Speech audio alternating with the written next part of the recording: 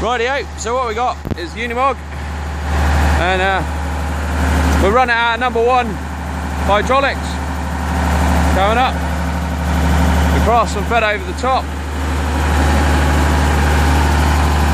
Set at about 1500 RPM. Pin the hydro open because the kickback on the start and the stop on the saw.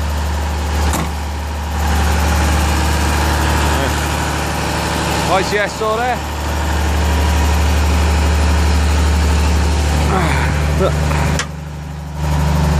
Rightio. Hydro's come over the top. Lovely ICS saw. Got the 36 or 38 mil bar on it. Mil bar on it at the moment. So this is the window. Down there. It's 2 meters by 1500. And what we've done a pre-cut down in there and down the sides there, about 5.5 inches in. And then we'll run through with this, and then we can change the bar and run through again. So that's that for a minute. We'll do one of it running.